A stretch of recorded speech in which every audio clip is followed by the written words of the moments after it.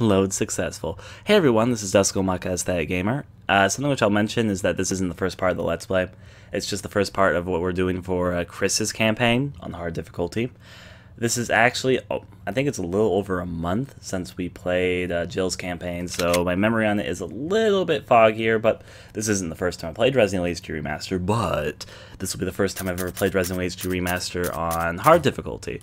I bet my leaderboard time has been caked off tremendously because we played it on the night that it released. I'm just going to remind myself of a few things here. Display is good. Now, we are going to be using the widescreen thing, and I mentioned this before, we're going to be using tank controls, widescreen. We could go with the, actually maybe for the replay, now I'll keep it like it is.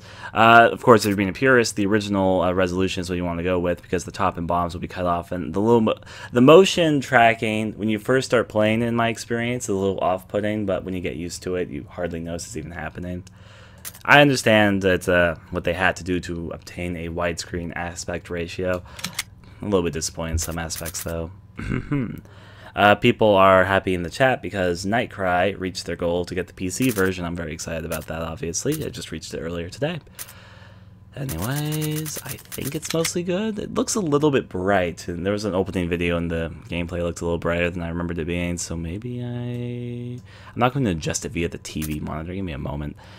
You can be a little bit dimmer. That's probably okay. Maybe one up. Yeah, that's probably fine.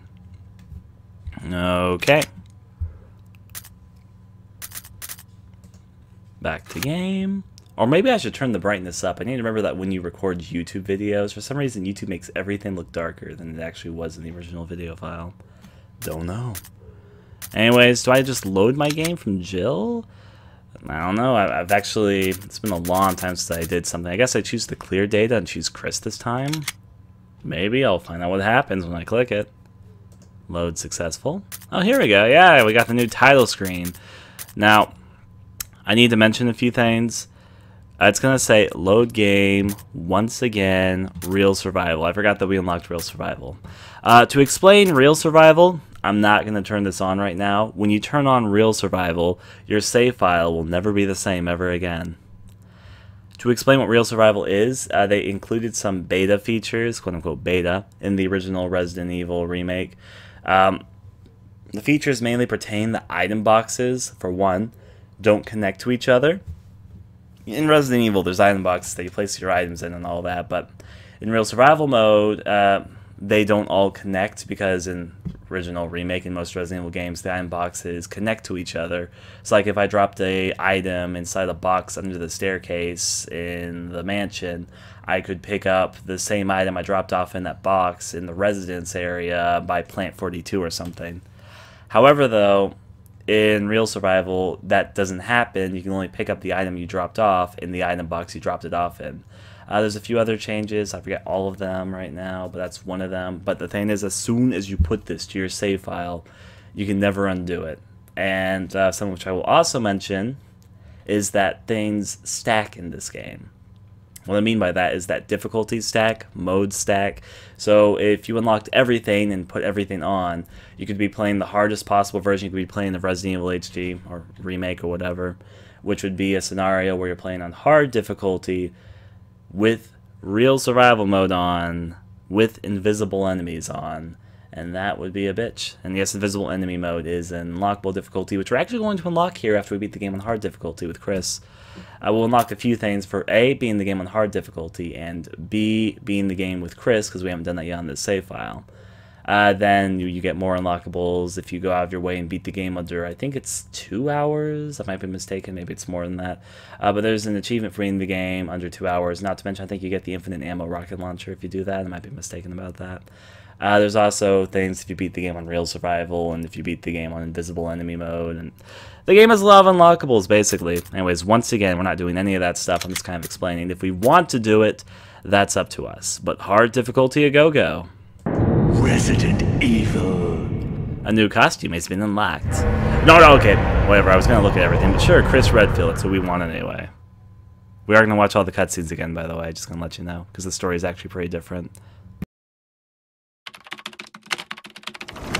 Alpha Team is flying around the forest zone, situated in northwest Raccoon City, where we are searching for the helicopter of our compatriots, Bravo Team. disappeared during the middle of their mission. Haven't found it yet? No, not yet, Brad.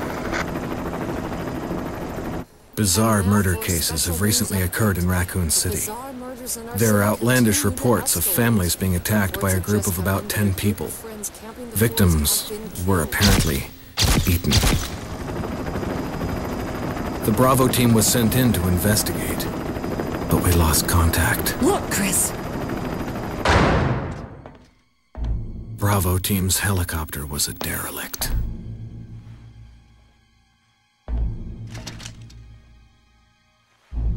Save for the remaining body of Kevin.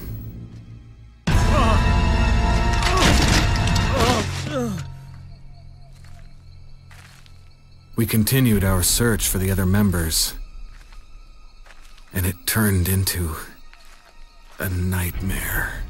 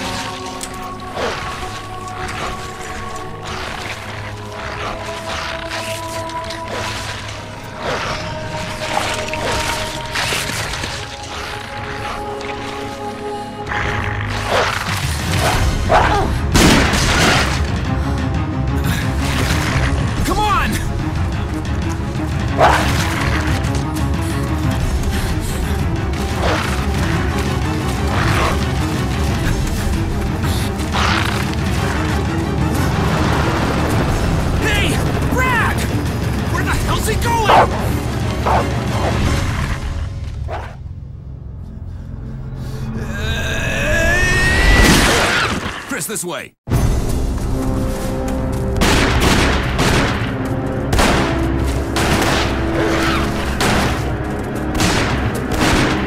it! Make for that mansion!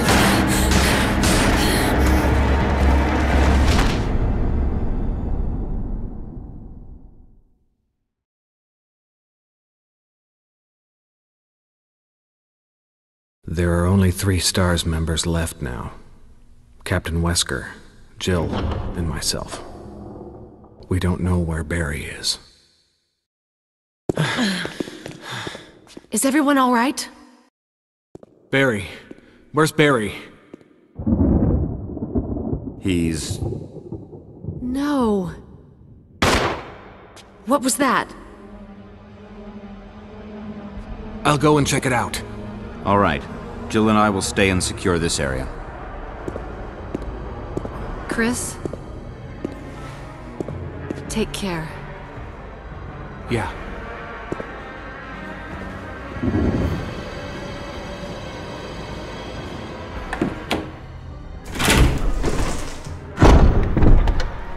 And back into the mansion. Okay, so I'm gonna actually do a few quick things I just thought about. I should have done a little bit beforehand, but you know, whatever. When we played this originally, we weren't able to take advantage of the stunning 60 frames per second because everything was moving in slow motion. I found out later that was because of VSync. So let's see if I can change that one around right now. It's not up here. Maybe I might have to go through it again.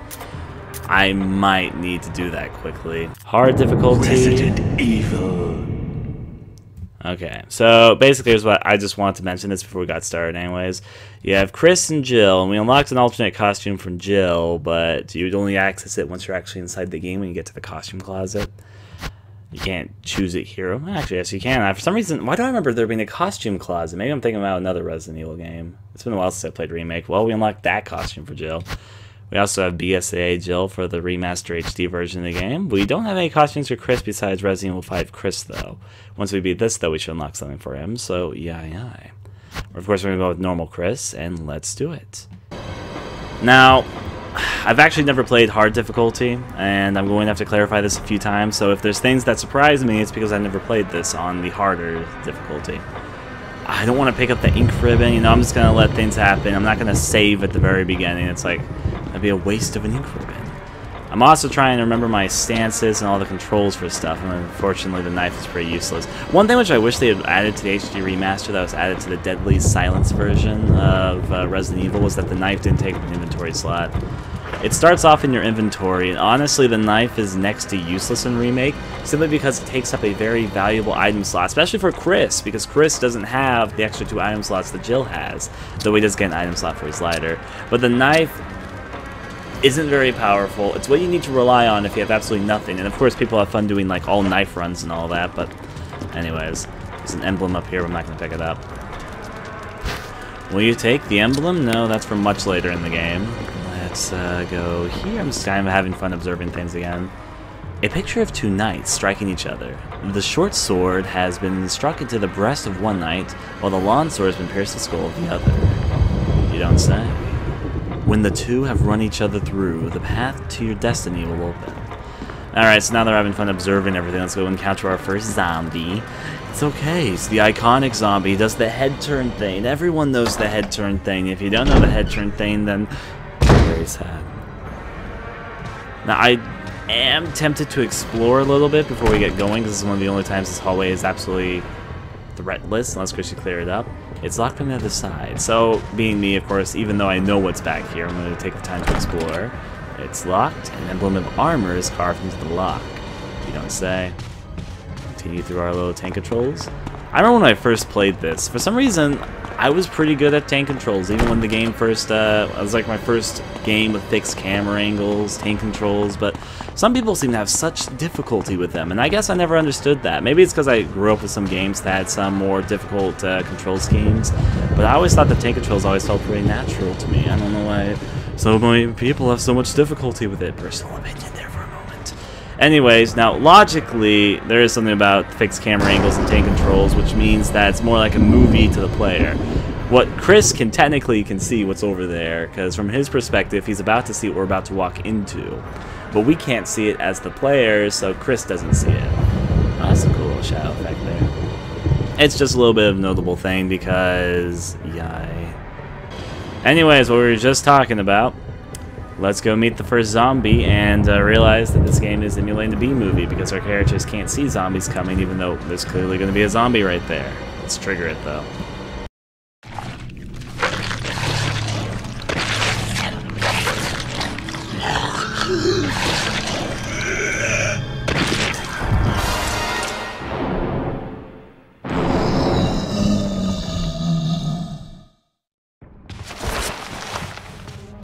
So we're gonna watch to see our first zombie shuffle over to us. Look at him do the zombie shuffle. It's something that become pretty relevant. Also, I have to say that Remake has really good zombie sounds. Personal opinion there. Now, we don't want to fight the first zombie. We only got a knife. That's not gonna turn out well for us. But we can go right through this door and completely ignore that zombie's even a thing. Now, there's a number of differences between Chris's and Jill's campaign. Not the least of them is that Chris doesn't have Barry with him.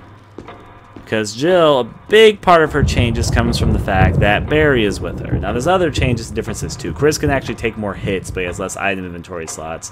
But that's just the thing. He has, in my opinion, harder scenarios to deal with most of the time than Jill. He does have Rebecca, but Rebecca doesn't really do much except that she gives you free heals. I'm saying that, but Rebecca's like one of my favorite Resident Evil characters. Not my favorite, Leon. He holds my heart. But we'll go on from that. I've actually grown to like Chris a lot more than since I initially played this. Anyways, off to see good old Wesker and Jill, or will we?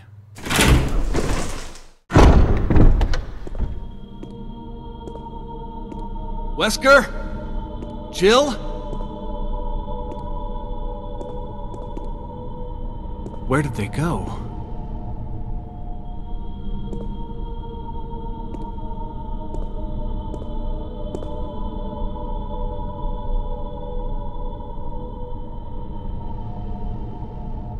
Well, we're a all gun playthrough, so obviously, no, okay, let's quickly go pick that up. Here's a handy dandy handgun. It has a S.T.A.R.S name on it. Look at that, it says S.T.A.R.S on it. Okay, let's actually take a moment. Yeah, I think we can actually, yeah. Look at that nice old gun texture. You know they made it all fancy because it's the infamous Resident Evil gun. Not infamous, it's famous. I'm trying to figure out what that little logo, it's the S.T.A.R.S logo. Got it. It says on this side, it has something written on it. Samurai Edge. It's got the mod Samurai Edge written on it. A S.T.A.R.S custom automatic fires 9mm parable rounds. It's got the name on the side though, because Samurai Edge became pretty famous in the Resident Evil universe.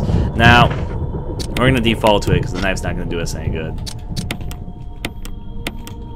Like, you want me to equip? Okay.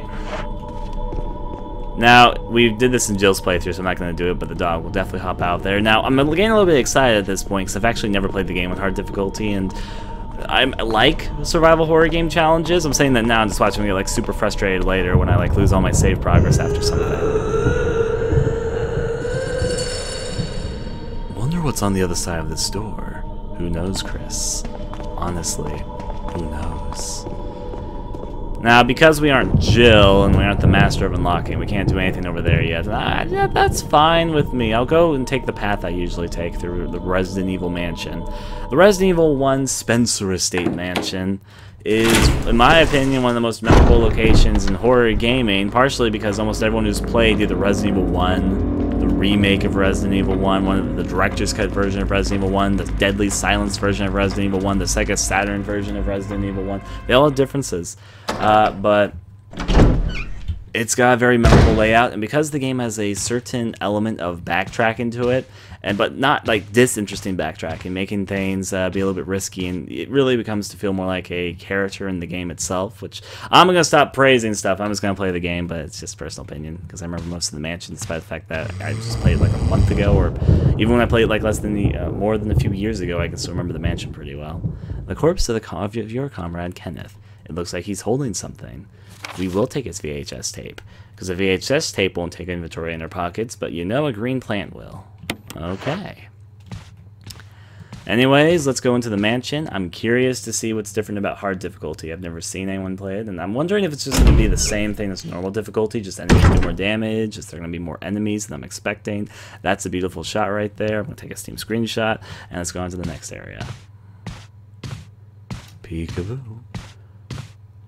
There should be not much in here at the moment. I might raid this room when I have a good chance to, because I don't usually come back this way, because it's got one of my least favorite enemies ever. Now, I'm going to talk slightly spoilers in some areas, not like spoiling anything, especially since, you know, some people maybe haven't seen it or they haven't seen it in a while. I don't fucking know where people come from on all this, but what I will say is that we did do Jill's playthrough on this stream, and going to be uploaded to YouTube before this, like a month ago.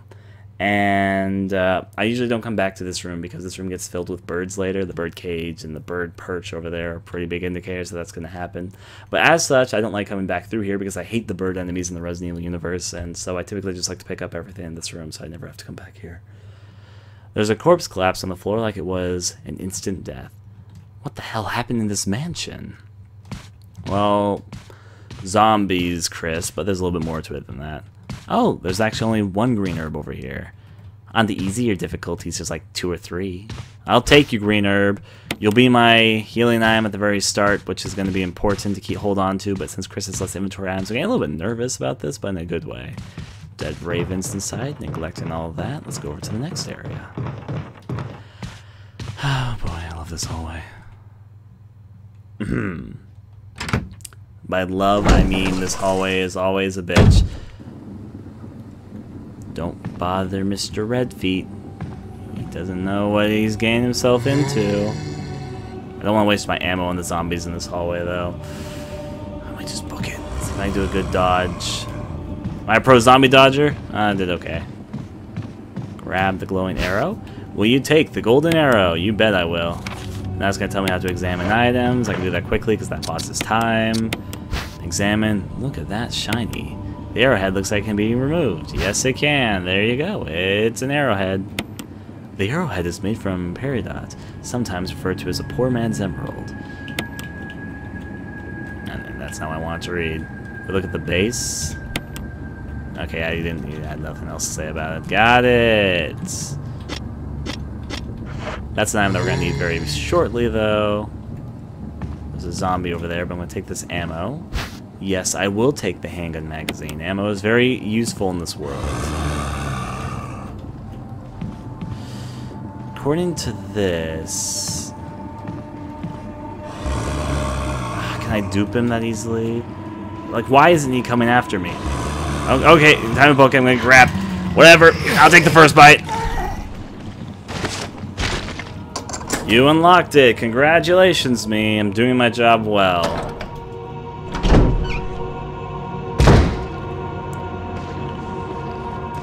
I bet I can beat the zombie to where he wants to beat me to, except I need to do something up here anyway, so I might as well do it right now.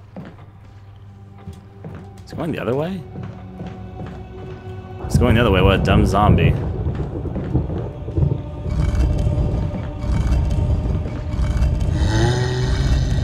Oh wait, no, there he is. I'm gonna get grabbed probably, or... There you go, you figured it out. You figured out how to get past that statue. I'm so proud of him. One day he'll be a real boy. I'll give him a moment. He's just gonna do a shambling thing. I don't want to kill him because a number of reasons. That's all I'm gonna keep it to. I'm very choosy about who I kill in these things. Oh no, a zombie whatsoever shall I do? It's gonna eat me, then it's gonna eat you guys, or something like that. Gonna neglect him. Now let's quickly get this good old sapphire pushed down here. I do not want to push from the other direction. The zombie's probably coming from the other way because he has weird pathfinding. Actually, I can just push it off right now, can't I? Let's do that then.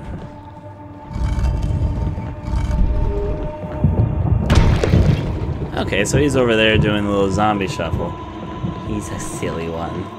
Now, neglecting him, out we go. So, in a game like Resident Evil, you don't want to kill everything, and there's a number of reasons for that. One example. Zombies come back to life in this. Now that's not a surprise if you played this before, but they come back more powerful. Crimson Heads, a lot of people know about them at this point. And in this playthrough, it's not like a surprise or anything. But also on top of that, you have very limited supplies, so you can't kill everything unless because you really went to town with your knife. But anyways. Especially since I've never played hard difficulty, I don't know how sparser supplies is on this difficulty compared to the main normal difficulty. Okay, let's see if I can dupe this guy. I almost did not dupe him, but I think I managed it. Alright, neglect these zombies, because they actually disappear later in the game. Put this here. Alright, now there is one flaw in my opinion in Resident Evil Remake, personal opinion here. Some enemies despawn and will spawn from certain areas. The spawning's handled well, but I think that sometimes the despawning makes certain elements of it feel cheap. Like, you can kill zombies in specific rooms if you know what rooms they'll enemies despawn in. Anyways, a stone statue with a hole where the eyes should be. A stone statue with holes where the eyes, nose, and mouth should be. A stone statue with a hole where the nose should be. There's the line just read there. A stone statue with a hole where the mouth should be. We do have something else to notice over here as well. Look at that, hanging coffin. And this book. A book is fitted perfectly in the indentation. We open it up, we'll open the Book of Curses. Of course I'll take the Book of Curses. Very Necronomicon feeling with all this. Examine you. There's a key on the back. Ooh. There's a key embedded on the back cover. Will you remove it? Yes. You got the mansion key. The Book of Curses. Book of Curses. The Four Masks. A mask that speaks no evil. A mask that smells no evil. A mask that sees no evil. A mask that cannot speak, smell, or see evil. When all four fall into place, evil will awaken. Or so they claim. Anyways, examine the key. There's an engraving of a sword, which gives us the sword key. Unfortunately, my inventory is already pretty much getting full, so I need to get to that item box pretty soon. Alright, Let's see if going up here is safe or if we're gonna have to take care of a zombie. I always forget the zombie here is... Oh, no, this isn't what I wanted at all. Thankfully, the zombie's pretty dumb. He can't figure out how to get down these stairs. He doesn't even try, so we have to just time ourselves correctly. I think I can do it. I think I can do it. Did it. Neglect him. And time to go for the first of a few item boxes. This is the mansion, though. Unfortunately, I'm gonna want to pick things up, and they're gonna be in the way. Jeez. The sword key actually, I think, opens up the most doors in the whole entire mansion. Just personal opinion there. It opens up a good number of doors here. You use the sword key. Don't mind if I do. The tough item management make things a little bit tricky. This is the first area where I really want to kill zombies, so...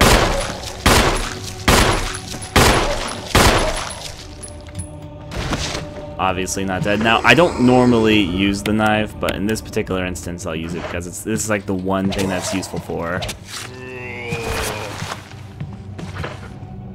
Anyways, let me equip that and go on back. Now, is he bleeding? This is very important. Okay, sir. You're bleeding. Okay, I'm okay. Oh, Chris is right there. I was hoping he was a little bit further down the hallway. Struggle, Chris, struggle. Life's a struggle. Oh, this is going to be hard. I got a little bit of space between me and him. I need to get back to this hallway quickly because there's a few concerns I have. Come on. I know you're not dead. That wasn't enough. Look at Chris do a little shuffle. I like how he moves slightly to the right whenever he does that. Everyone knows you're not dead. I know you're not dead. You know you're not dead. You're just wasting our time here. Dead. Okay, I guess it's actually dead. It's locked. I know armor. Armor's like the name of this hallway or something. I'll pick up the piece of wood. I'll look through this a little bit more later. Okay. Next up is one of my least favorite rooms. I should have waited to pick up the piece of wood, actually.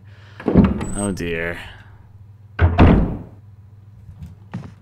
Checking through this. That's here. You take a lot of damage on hard difficulty.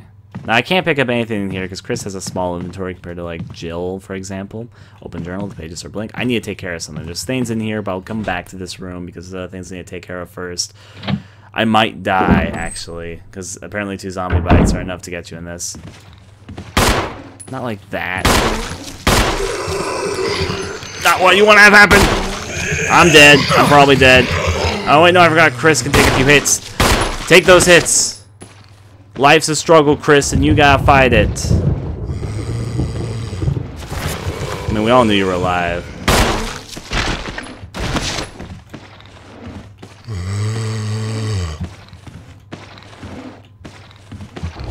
Stop moving. You're not dead? I'm dead. Yeah, there goes to the first death. I thought he was dead! He was just kind of slain there. Well, we can rush this. Time to do speedrun it. Now, so 3 or 4 hits for Chris will kill him on hard difficulty. This is my first time playing hard difficulty, but yeah. The moment when you realize you're boned, because you know you're going to die on 1 hit, and you didn't realize the zombie next to you was dead, that's the double tap rule. But, double tap rule coming in full force. Open up this with the sword key. Yes, the sword key has been used. The thing about the sword key is that it has so many different doors on both sides of the mansion. It takes a while for you to get rid of it.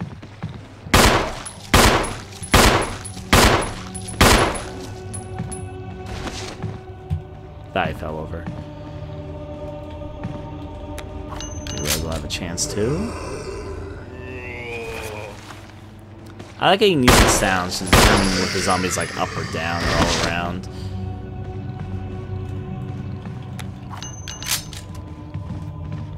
Did I do it much faster this time where I can actually shoot him here? There we go. I did it much faster this time, actually. I just like reloading after 2 bullets. Are you dead in a dead way? Is he bleeding? I'm gonna risk him bleeding. He might not actually be bleeding. I'm not gonna pick... that up. Actually, no, I'm not, because I know what I want to do, and I'm going to go into this hallway in just a moment anyways. So, yeah. Now, is there an herb in this room? I always forget. I think it might have been in this room, but not be in this room now, due to how the difficulty thing works. Alright, we're just going to have to take a risk. I need to do this quickly anyways, because on hard difficulty, you have less time before the red things appear.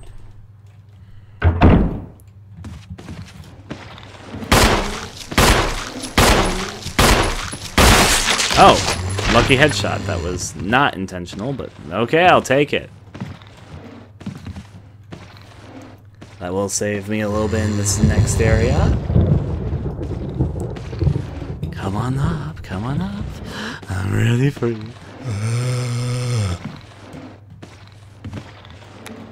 He'll be up the stairs in no time. Don't open that door. The zombie's taking a fucking millennia over here. Come on.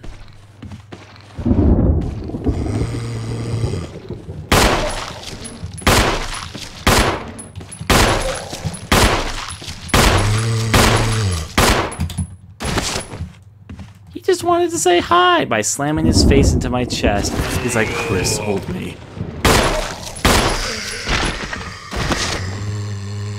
Are you the bleeding dead variety? I only have 4 bullets left. He's not bleeding. This is bad. This is bad. This is bad.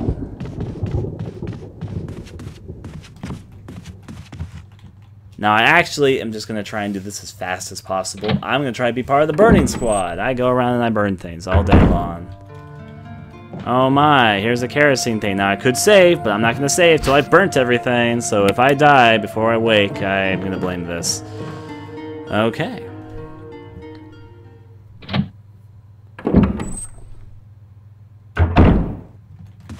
I think that there's a mod being made right now where people are trying to put in the original voice acting of Resident Evil Remake, or Resident Evil 1 into Resident Evil Remake. So I'm not sure how complete... Oh, I didn't get any kerosene. Okay, I'm wasting time. I'm wasting time. I don't have much time. I feel like I'm being the fucking White Rabbit from Alice in Wonderland. I'm late. I'm late. For very important, they're gonna fucking rise up and eat me. Thinking rabbits have to be feared because rabbits taste fucking delicious. I eat them all day. Anyways, hi. I would like to fill with the kerosene. Thank you. You filled your kerosene. All right.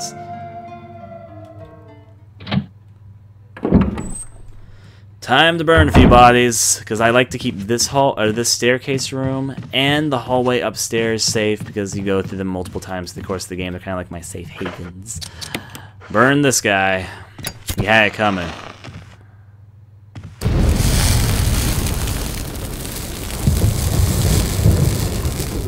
Now, I'm actually going to go downstairs and get an extra thing of kerosene. I'm actually very fortunate I got a headshot in this area, because it's one of the areas I like to keep safe.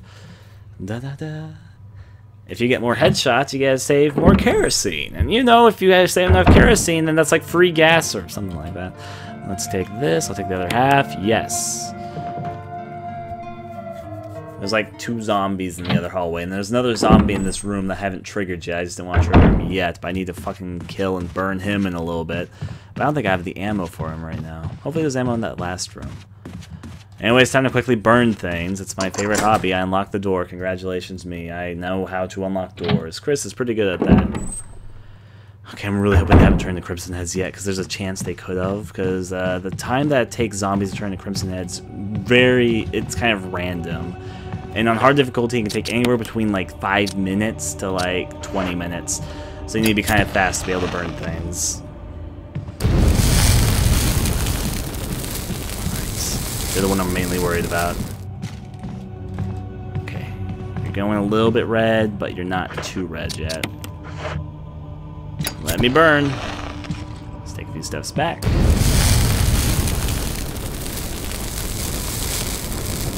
Alright, we did it in time. A little bit thankful for that, actually. Wait, didn't I burn you? Why are you still there? You guys saw him burn, right? Okay, okay. Let me see if he disappears if I switch rooms.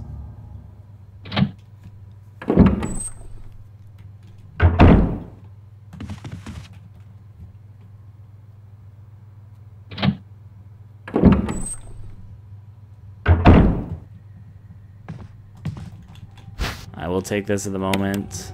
Now let's see if this zombie's still here. Okay, no, it did burn. Just he didn't look burnt for some reason. That must have been a glitch. Yeah, okay, they're gone. Please don't have to worry about that. Either get a headshot or burn everything. We'll meet some Crimson Heads automatically later, but Crimson Heads are not what you want to deal with. Trust me.